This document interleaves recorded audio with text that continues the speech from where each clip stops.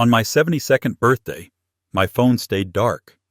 No visitors, no calls, not even one lazy happy birthday text from family I'd spent my whole life providing for. The next day, when my grandson told me I deserved to be alone because I wouldn't buy his parents a house, something in me finally snapped. What would you do if your own flesh and blood looked you in the eye and said that? Read my story to the end and tell me if I went too far. Share what you think, because at my age you start wondering if justice and cruelty sometimes look too similar. My name is Matthew Cooper. I'm 72 years old, a retired electrician from Ohio, a widower of 8 years, father of 2, grandfather of 3. My hands built half the wiring in this town: schools, stores, houses where other people's kids grew up. I thought when I got old, I'd sit in a warm living room surrounded by noisy grandchildren and the smell of birthday cake. Instead, I spent my last birthday with a supermarket rotisserie chicken, a single candle, and a TV rerun from the 80s. The day started like any other. I woke up at 6:15 a.m., out of habit, even though I hadn't had a job site to get to in almost a decade. The house creaked the way old houses do when the temperature drops overnight. I shuffled to the kitchen, made my coffee, and stared at the calendar. May 14th, my birthday. My late wife Linda had written that in red marker a month before she died. I've never wiped it off. I poured myself coffee in the mug the grandkids gave me years back. World's best grandpa, the letters faded from too many dishwasher cycles, and set my phone on the table. It felt heavier that morning, like it knew it was supposed to carry something important. 7 o'clock, nothing. 8 o'clock, nothing. 9:12 a.m., my neighbor sent a grocery coupon. Not quite what I was waiting for. I told myself they were busy. Brian, my son, worked in some regional sales job that kept him on calls all day. His wife, Madison, didn't like mornings. The kids had school, soccer, activities.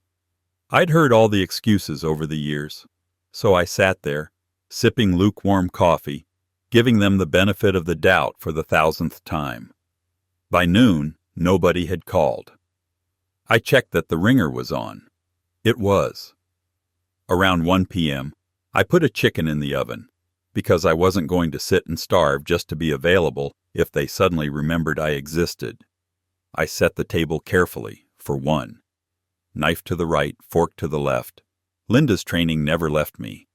I even put a little bowl of coleslaw on the side, the way she used to. By 4:30, I'd stopped looking at the phone every few minutes and started pretending I wasn't waiting. By 7 p.m., the pretending crumbled. I sat with my plate in front of me and my phone beside it on the placemat. The battery icon slid toward red like a slow insult. The house felt too quiet, the clock ticking too loud. Somewhere down the street a child laughed in a yard, the sound drifting through the open window like a memory I hadn't ordered.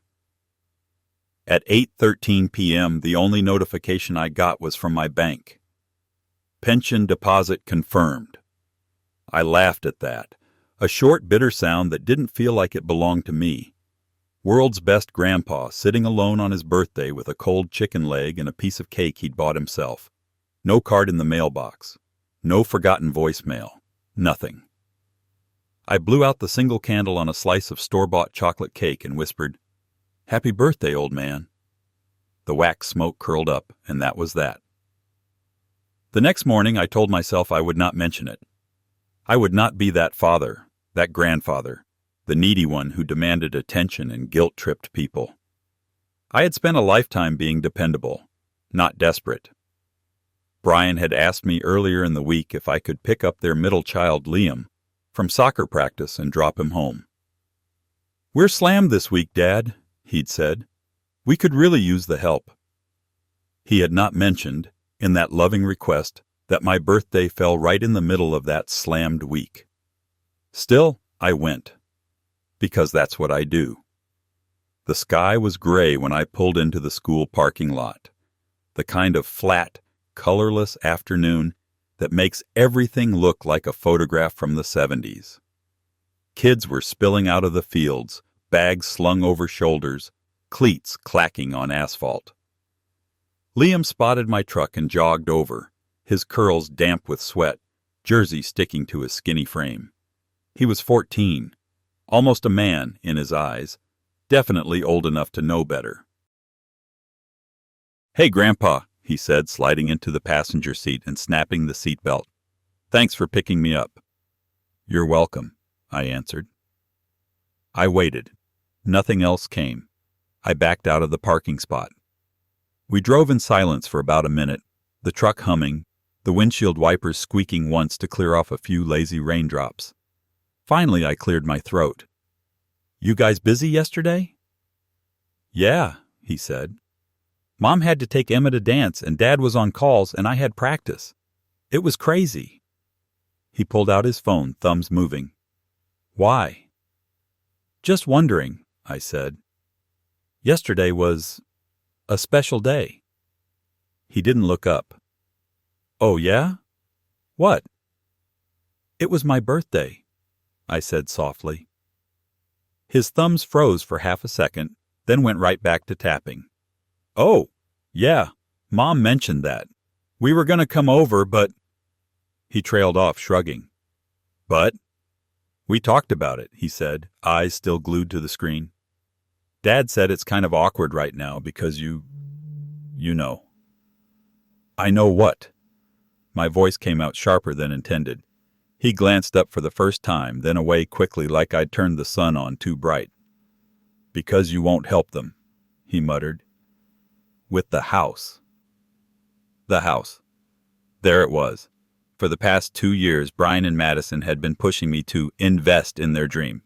A 5-bedroom place in a newer development with a pool, media room, all the nonsense their Instagram friends had. They wanted me to either co-sign a huge mortgage or just lend them a few $100,000 because it'll all be yours someday anyway, Dad. I'd said no. Not because I couldn't afford to help. After 47 years of climbing ladders and crawling through attics, plus some careful saving and one lucky investment in a small electrical supply company that got bought out, I was comfortable. Not rich, but comfortable.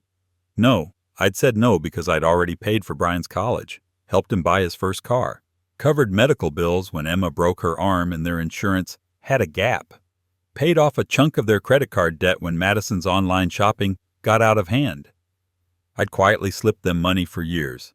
And because loving someone doesn't mean handing them a loaded gun with their name on the mortgage. My house, the one I live in, is paid off. Linda and I sacrificed for that. I wasn't about to mortgage my future to finance their image. I've helped them plenty, I told Liam, keeping my eyes on the road. And buying a bigger house isn't my responsibility. He snorted quietly, not quite under his breath. "What was that?" I asked. He shifted in his seat, finally shoving his phone in his pocket. His cheeks flushed, but his eyes were hard in a way I'd never seen before. "Dad says you're selfish," he blurted. The words hit like cold water. "Does he?" My throat felt tight. "Yeah," Liam said, emboldened by getting it out. "He says you hoard your money and then act like some hero when you pay for stuff. He says Grandma would have wanted us to have a real home, not that old box." He jerked his chin in the vague direction of my street. "This old box is the house your father grew up in," I replied quietly. He shrugged, impatient. "Whatever. He says you're holding on to it just to control everyone. He said—" Liam stopped, but only for a heartbeat. "He said you'd rather die alone in that old house than help your own family live decently." My hands tightened on the steering wheel. The tendons stood out like wires under my skin. "I see," I said. We turned onto the road leading to Brian's cul-de-sac. The lawns were too green. The HOA rules were strict enough that even their weeds looked expensive. "Anyway," Liam continued, because 14-year-olds don't understand mercy. "That's why we didn't come yesterday. Dad said if you really cared, you'd have bought us a house by now. So, you kind of deserve to be alone." He said it like he was reciting a math fact. Unemotional. Proven. "You deserve to be alone because you didn't buy us a house." My ears rang. "Is that what you think?" I asked. Liam hesitated, then looked out his window. "I don't know. I mean, yeah, I guess. You've got money. We're stuck in a 3-bedroom rental." His mouth twisted, like the words tasted sour. "It's not fair. The unfairness of watching your father rip out his shoulders carrying heavy cable for 40 years didn't register. The unfairness of your mother working double shifts at a diner so your father could start his own contracting business didn't matter. The only unfairness that counted was that his friends had bigger houses." I pulled up in front of their rental, a perfectly nice 2-story place with a small yard and a decent porch. The kind of house most young families would be grateful to have. "Liam," I said, putting the truck in park. "Before you go, look at me." He did, reluctantly. "In your whole life," I asked, "have you ever gone hungry in that house?" He frowned. "No." "Ever had the power shut off for more than a couple of hours?" "No." "Ever had a Christmas without presents? A birthday without cake?" He shifted. "No, but that's not the point." "It's exactly the point."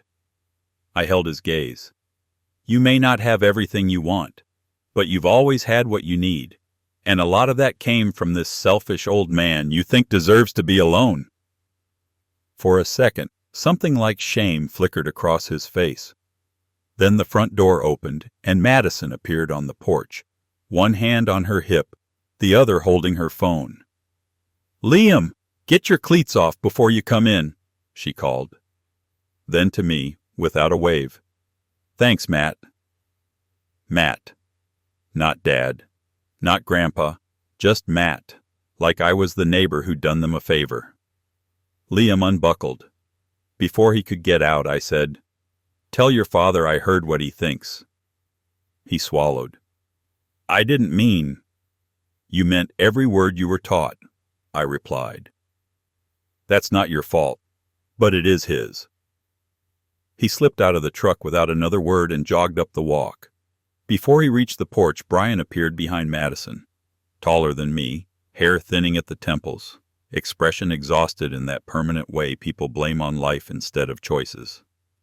He raised a hand, more reflex than greeting. I looked right at him.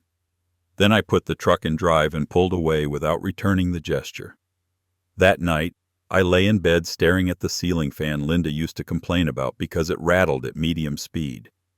Her side of the bed was empty, as always, the imprint of her slight weight long gone from the mattress.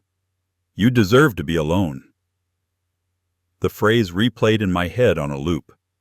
Maybe it would have hurt less coming from Brian. Adult to adult. We'd had our fights. I wasn't a perfect father. I worked too much, missed some games, came home tired. But hearing that verdict from my grandson, that cut different. Linda's face floated into my mind, the way she looked back when Brian was little. Hair pulled up, flour on her cheek from baking cheap birthday cakes we could barely afford. She would have cried if she'd heard Liam say that. Then she would have looked at me and said the same thing she always did. "You're too soft on them, Matt. One day they'll take advantage." Lying there in the dark, 72 with a heart that skipped sometimes and a knee that hurt when it rained, I realized something ugly and simple. They already were. They'd been taking advantage of me for years. I'd called it helping, supporting, being a good dad, a good grandpa. But somewhere along the way, grateful had turned into entitled, and entitled had turned into contempt. The next morning, my phone buzzed at 9:02 a.m. Brian. I answered on the first ring. "Morning, Dad," he said too brightly. "Hey, sorry we didn't make it over yesterday. The day just got away from us." "Did it?" I replied. He cleared his throat. "Yeah, you know how it is. Work, kids, everything. We thought maybe we could come by this weekend instead. Do a late birthday thing. Madison can pick up a cake and—" "No," I said. Silence. "No?" he repeated. "No," I said again. "You missed it." "Dad, come on. he said, a hint of irritation creeping in. Don't be dramatic. We can celebrate another day. It's not like the date matters. It mattered enough for me to sit alone in my kitchen watching the phone all day, I answered. But you're right. The date doesn't matter anymore. Don't worry about it.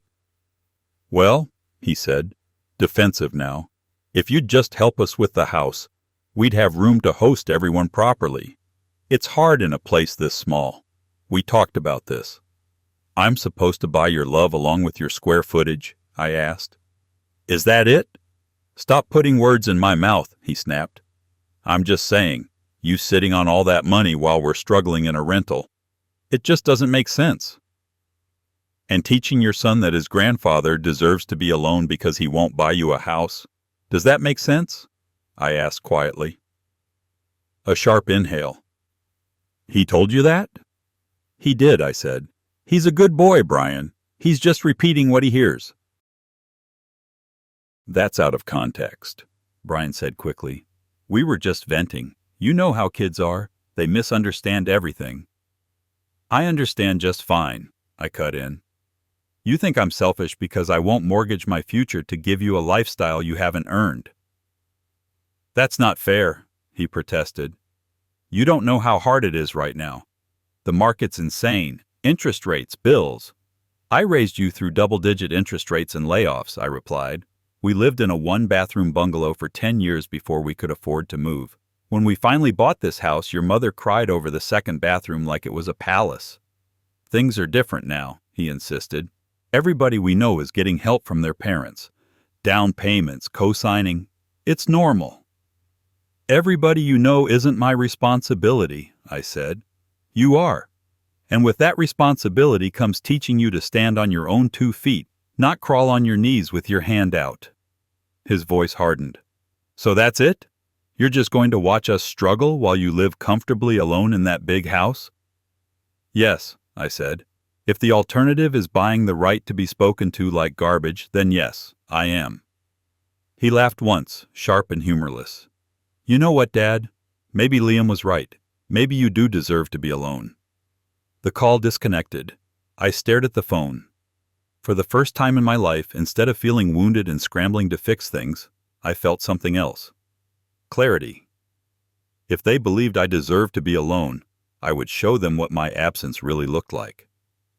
3 days later, Brian showed up at my house unannounced. I was in the garage sorting through old tools I rarely used anymore, when his car pulled into the driveway too fast. The tires rolled over the spot where I once chalked hopscotch squares for him, decades ago. He came in through the side door without knocking, a habit I'd never corrected. Dad, we need to talk, he said, his voice already in 4th gear. Hello to you too, I replied, setting down Linda's old gardening spade. He ran a hand through his hair. Look, about the other day. Things got heated. Let's just put it behind us, okay? We're family. Family, I repeated. Is that what we are? He frowned. Of course. Why would you even ask that? I wiped my hands on a rag. Family doesn't let their father spend his birthday alone because he didn't write a check. He exhaled impatiently. Fine, you're right. We screwed up. I'm sorry. Happy? No, I said. But go on. He glanced toward the house, as if expecting to see someone. Madison's in the car with the kids. We didn't want to drag them into this part of the conversation if you get, emotional. Emotional, I said. What is this part of the conversation? He squared his shoulders, sliding into the confident sales voice I knew so well. We've been thinking. It doesn't make sense for you to stay here all by yourself. The house is big, old, lots of maintenance. The stairs aren't exactly safe. You forgot to lock the back door last month. I live in a safe neighborhood, I replied. That's not the point, he said. We're worried about you. Madison found a really nice senior community. Independent living, activities, people your own age. It's practically a resort. We even toured it for you. How thoughtful, I said. He missed the edge entirely. You'd have your own apartment, They'd handle all the repairs, meals if you want them, people checking in, making sure you're okay, and we could sell this place and use part of the money to— There it was. Use part of the money to what? I asked. He hesitated for a fraction of a second. To take care of you long term, obviously. And, set some aside for our house because we'd be the ones handling your affairs. Power of attorney, all that. Power of attorney, I repeated. Did you practice that line in the mirror? Dad, he said, leaning on the hood of my workbench like it was a negotiation table. This isn't about money. It's about safety and planning. You're not getting any younger. You've already had one fall on the ice. I slipped in the driveway, I said. I got up. He pressed on. Look, we even brought the paperwork just to look at. No pressure. He reached into his messenger bag and pulled out a neat stack of documents clipped together. Somewhere under that pile of legal language, my entire life sat in black ink and signature lines. My heart thumped slowly, but my mind was very, very calm.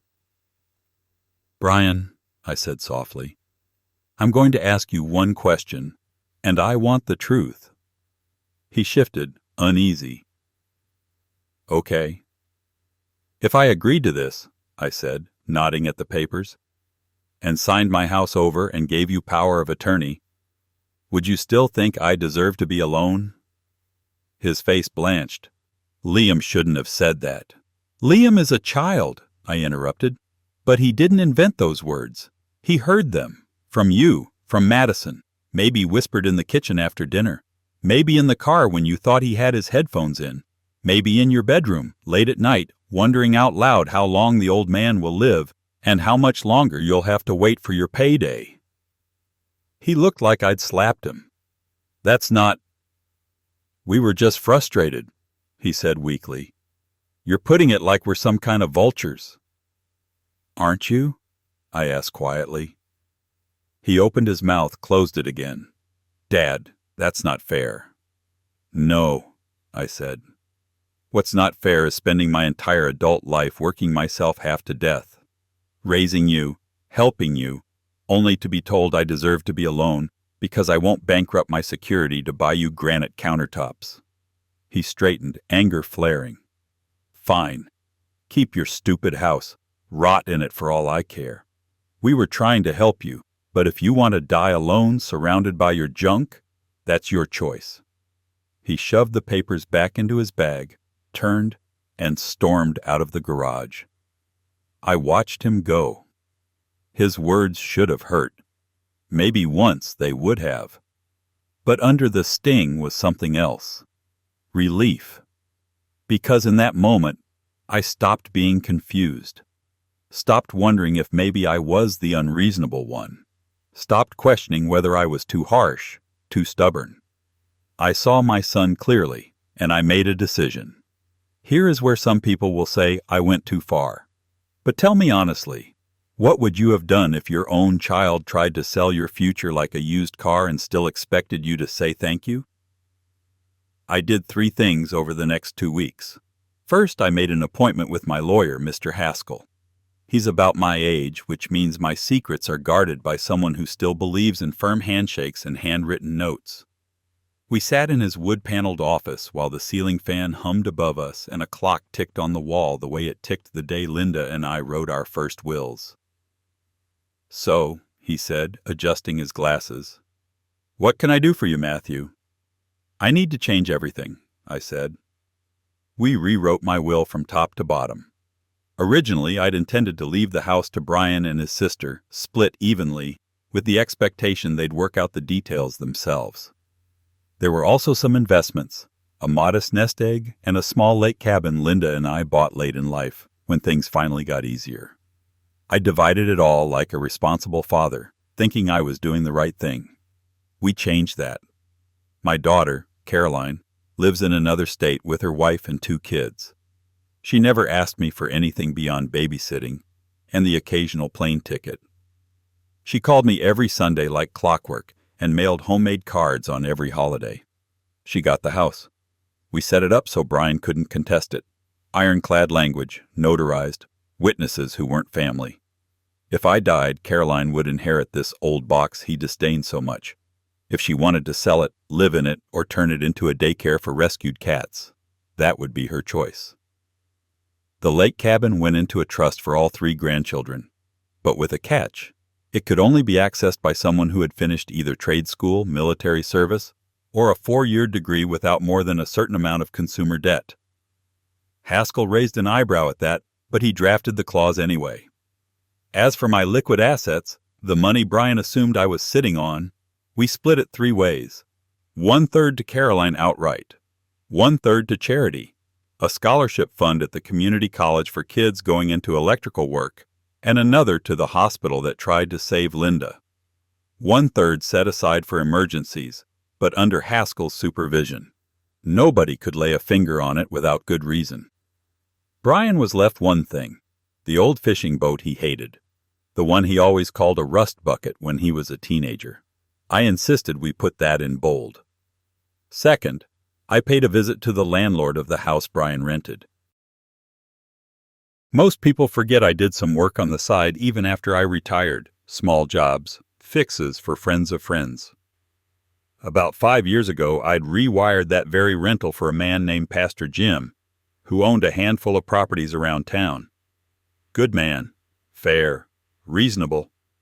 We met at a diner off Route 6, the kind with cracked vinyl booths and coffee that tastes like it's been sitting since the previous morning. "Matthew," he said, standing up to shake my hand. "Been a while. How's the knee?" "Still attached," I said. "Listen, Jim, I've got a business proposition." He raised his eyebrows. "At our age?" "At any age," I replied. "The short version is this. I bought Brian's rental house, not to throw him out in the street. I'm not a monster. I bought it because I knew he assumed landlords were faceless villains who raised rents for fun. He never once asked who owned the place or what their costs were. He just complained. I purchased it with a combination of savings and the sale of some stocks I'd been sitting on. Haskell handled the paperwork to make sure my name didn't show up on anything Brian might stumble across easily. We put the property in a small LLC under a neutral name, with my mailing address running through Haskell's office. "I don't understand," Jim said, signing the last page. "You sure you want the headache of being a landlord to your own son?" "I've been a landlord to his life for 40 years, I answered. "This is just changing the lease." The third thing I did was simple. I stopped calling. I stopped texting. I stopped footing bills, just this once. I became exactly what Brian said I deserved to be, alone. It took them 3 weeks to notice. In that time, rent came due. Usually Jim was lenient with them. A few days late? No problem. Work was tough, kids were sick, life happened. But under the new ownership, the LLC sent a politely firm letter. Rent due by the 5th, or a late fee will be applied. 3 late payments within a year will result in non-renewal of lease. Brian called me on the 4th. I let it go to voicemail. "Hey, Dad, haven't heard from you. Hope you're okay. Look, something weird happened with the rent notice. The landlord sent this letter that's a lot stricter than usual. I was wondering if maybe you could spot us this month, just to get ahead of it. Call me back." I didn't. On the 8th, another letter went out. Late fee applied. On the 10th, Brian called again. "Dad, this is getting serious. The new landlord's being a jerk. We're going to be on some list or something. If this goes to court, it's going to be a nightmare. Can you at least talk to Jim? See if he'll cut us some slack? You two are buddies, right? I wouldn't ask, but..." I deleted the message. On the 12th, Madison texted me. "Matt, we need to talk. It's really important." I put the phone in a drawer and went out to the backyard to weed Linda's rose bushes. The sun felt good on my neck. The air smelled like cut grass and distant charcoal. Here's the second hook, the moment everything tilted. On the 14th, exactly 1 month after my lonely birthday, I got a different kind of call. It was from Emma, my oldest grandchild. 16. Quiet, observant, more like Caroline than like her own father. She was the only one who had texted me a simple, "Love you, Grandpa," on my birthday, late that night, after she came home from a friend's house and realized no one had gone to see me. "Grandpa?" Her voice quivered. "Can you talk?" "Of course," I said, sitting down on the back steps. "Are you okay?" "No," she whispered. "Mom and Dad are fighting about you. They think you can't hear them, but—" She took a shaky breath. "They're saying some awful stuff." "You don't have to repeat it," I said gently. "I can imagine." "No, you can't," she insisted. "Dad told Mom if you keep playing games, he's going to force the issue and make sure the court gets involved before Grandpa loses his mind and blows all our inheritance. He said they should have put you in a facility already so they could handle your money." My stomach clenched. "He also said," Emma continued quietly, "that if you don't help with the house, they're going to stop letting us see you. He thinks you'll cave if you're lonely enough." I closed my eyes. There it was, the threat beneath all the guilt and manipulation. Weaponized loneliness. "Thank you for telling me, sweetheart," I said. "I'm so sorry you had to hear that." "I don't care about the house," she said fiercely. "I just don't want them to hurt you. And I don't want to lose you because they're being greedy." "You won't," I promised. "No matter what happens, you can always call me directly. They can't stop that." She sniffed. "Do you hate them now?" I thought about Linda, about the day we brought newborn Brian home from the hospital, his tiny fists clenched, his mouth open in a silent cry. I thought about teaching him to ride a bike in this very yard, running alongside until my lungs burned. I thought about late nights helping with math homework after 12 hours on a job site. "I don't hate them," I said finally, "but I won't let them hurt me anymore." "What are you going to do?" she asked. "That," I said, "is for another conversation. For now, remember, none of this is your fault. You didn't choose your parents' actions." We talked for a few more minutes about school, her friends, a science project she was excited about. I kept my voice steady. When we hung up, my hands were shaking so hard I had to sit on them. It's one thing to be insulted by your son. It's another to know he's willing to use his kids as leverage. That was the moment my resolve hardened into something else. I called Haskell again. "Ready to go forward?" he asked. "More than ready," I said. We set a date. I sent a message to Brian and Madison in our family group chat, the one they used mostly to send pictures of the kids when they wanted compliments. "Dinner at my place this Sunday. All of you, no exceptions. We need to talk." Dad. Brian responded with a thumbs-up emoji 30 minutes later. Madison sent, "Sounds good. Finally." Emma texted me privately, "Do I need to be scared?" I answered, "Not of me." Sunday came cloudy and cool. I set the dining table with the good dishes Linda reserved for holidays. Cooked pot roast the way she used to, with carrots and potatoes and onions that turned sweet and soft. Baked a pie from frozen crust, because I was never good at dough. Put water glasses at every place, no wine. I wanted clear heads. When the doorbell rang, I wiped my hands on a towel and opened it calmly. Brian came in first, trying to look casual. Madison followed, lips tight, perfume strong enough to punch through the smell of roasting meat. The kids trailed behind, Emma meeting my eyes, Liam staring at his shoes, the youngest, Sophie, clinging to a stuffed rabbit. "Smells good," Brian said, too loud. "We appreciate the invite, Dad." "Right, kids?" "Thanks for dinner, Grandpa," Emma said softly. "Yeah, thanks," Liam muttered. We sat. For the first few minutes, conversation was superficial. School, work, the weather. Madison complained about rising gas prices like the universe had personally insulted her budget. I watched them all, memorizing the scene. The family I had, not the family I thought I had. After we finished eating and the dishes had been pushed back, I folded my hands on the table. "Thank you for coming," I said. "There are a few things we need to discuss." "Is this about the senior living place?" Madison jumped in. "Because Brian already told you it's a really good—" "No," I said. "This is about boundaries and consequences." Brian's jaw tightened. "Boundaries?" "Yes," I said. "I've spent the last few weeks thinking about what I will and will not accept in the time I have left. I've come to 3 conclusions." "Dad," he said warningly, glancing at the kids. "They can hear this," I replied. "They already know more than you think." Emma's eyes dropped. Liam stiffened. "First," I continued, "I will no longer tolerate being insulted or manipulated. If anyone in this family speaks to me the way I've been spoken to lately, calling me selfish, saying I deserve to be alone, threatening to cut me off from my grandchildren, I will remove myself from that relationship.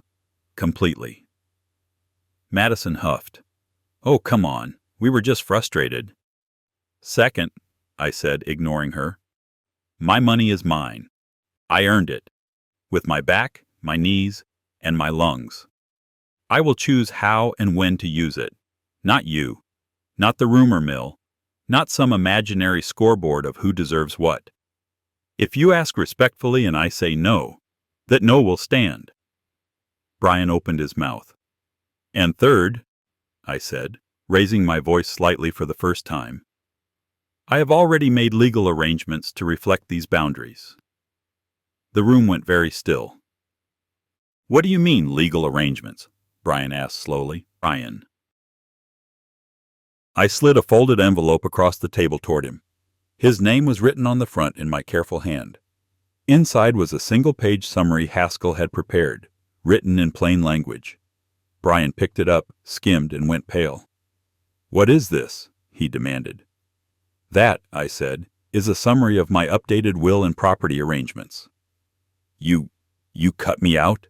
he stammered. "You gave the house to Caroline? And the cabin? And these ridiculous conditions on the grandkids' trust? And I get a boat? A boat I hate?" "I thought you'd appreciate the symbolism," I said. Madison's face went from confusion to outrage in 2 seconds. "You can't do that," she snapped. "We're your family. Brian is your only son." "You just described why I can," I replied. "And have." "This is insane," Brian said. "You're punishing us because we asked for help." "I'm holding you accountable for how you asked," I said. "And for what you said when you didn't think I could hear. Emma told me about your plan to force the issue and put me somewhere before I blow all your inheritance." Emma flinched. Madison's head whipped toward her. "You told him that?" "Don't you dare blame her," I said sharply. "She did the right thing." Brian slammed his fist on the table, making the silverware jump. Sophie started to cry. "You're acting like we're out to get you," he snarled. "Like we're some kind of villains trying to rob you." "Are you not?" I asked. "We were worried about you," Madison cried. "You fell last winter. You forget things." "I forgot to buy milk once," I said dryly. "Not my own name." "It's more than that," she insisted. "You left the stove on, which you only know because you were snooping when you came by unannounced and let yourselves in with the spare key," I said. "Which, by the way, I'll be taking back today." Liam looked up suddenly. "Wait, if Aunt Caroline gets the house, where do we go when—" "You know, when you die, Grandpa?" "You go wherever your parents can afford to live," I said gently. "Which is exactly the same situation you're in right now." "This is messed up," Brian said, shaking his head. "You're pitting us against Caroline. You're cutting your own son out of your life's work." "You did that," I said quietly, "when you told your child I deserved to be alone because I wouldn't buy you a house." Madison crossed her arms. "What's this about the rental?" she demanded suddenly, tapping one line on the paper. "It says here you have acquired controlling interest in the property at 418 Maple Court. That's our address." "Yes," I said. "That's the third thing I did." Brian stared. "You bought our house?"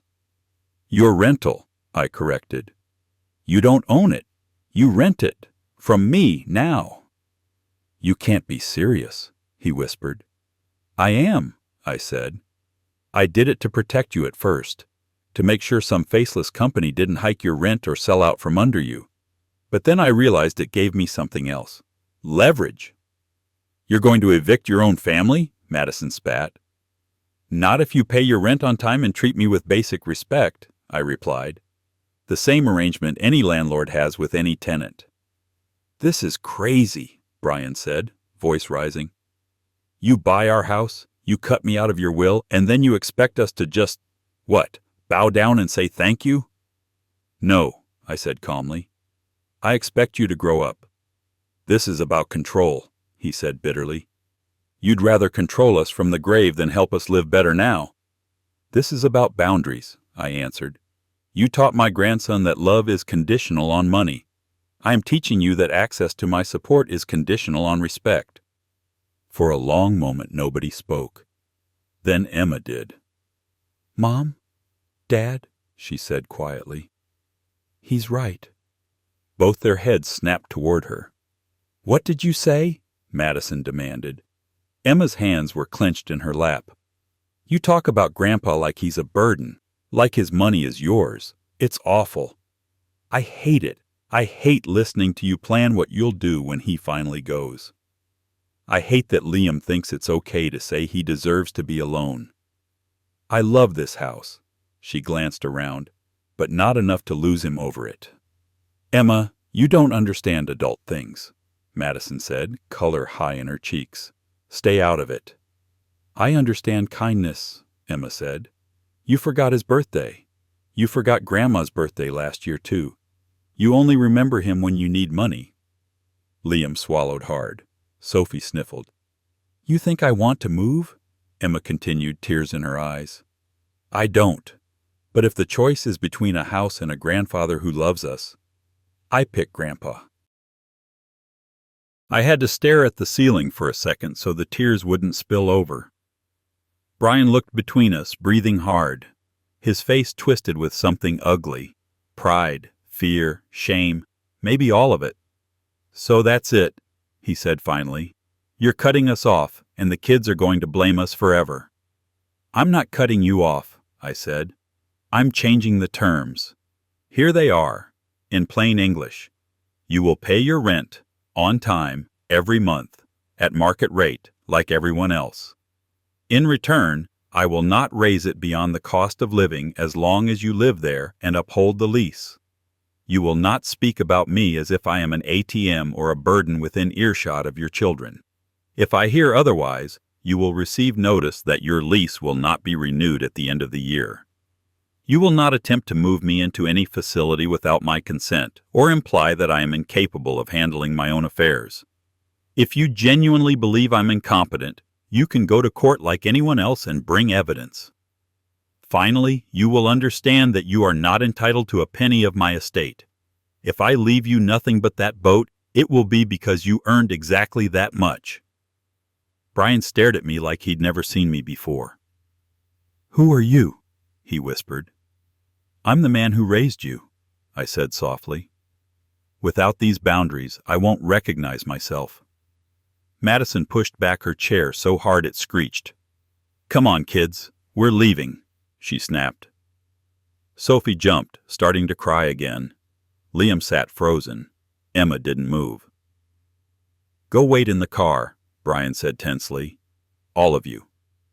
They filed out, Emma giving me a look that was half apology, half relief. The front door closed behind them. Brian remained standing. You're going to die alone, he said finally, voice low. You know that, right? Maybe, I said, but I'd rather die alone than live surrounded by people who see me as a wallet instead of a person. He shook his head, picked up the envelope with shaking hands and stuffed it into his pocket. You'll regret this, he said. Maybe, I repeated. But for once, I'll regret something I did for myself, not something I did for you. He left. The house fell silent. I walked back to the dining room and slowly began clearing the plates. The food had gone cold during our little performance. I wrapped leftovers into containers, stacking them in the fridge. Linda would have fussed about wasting good pot roast. Old habits die harder than love. That night, I sat in my armchair and waited for the crushing loneliness I'd been told I deserved. It didn't come. What came instead was a quiet I chose, not one that was forced on me. The next day, my phone buzzed. It was a text from Emma. "Thank you for standing up for yourself. I'm proud of you. Can I still come over sometimes?" "Just me?" I answered, "Any time. Door's always open for you." From Liam, a week later. "Sorry about what I said in the truck. I was mad we couldn't have a bigger house. That wasn't your fault. Can I help you with anything at your place? Mom says I should get a job soon. I told him we'd talk." From Brian, 2 weeks after that. "Rent paid. We'll honor your terms. Don't expect much else." I smiled at that one, not because of the hostility, but because the rent was, in fact, paid. On time, at market rate. Sometimes punishment is being forced to act like an adult. As for me, I took a day trip out to the lake cabin, sat on the porch with a thermos of coffee and watched the water ripple, remembering the way Linda used to skip stones and laugh when they plunked instead of bounced. I wasn't alone, not really. I had memories. I had a spine. I had one granddaughter who loved me for who I was, not what I could buy. And I had something else. Peace. So that's my story. On my birthday, no one came. The next day, my grandson told me I deserved to be alone because I refused to buy his parents a house. Instead of begging for their love, I rewrote my will, bought the roof over their heads, and ended the years of quiet blackmail they called family expectations. Now tell me honestly, was I right to do what I did? Or am I really the selfish old man they say I am? My grandpa's words really happened. I believe him. If you want more true tales like this, hit subscribe.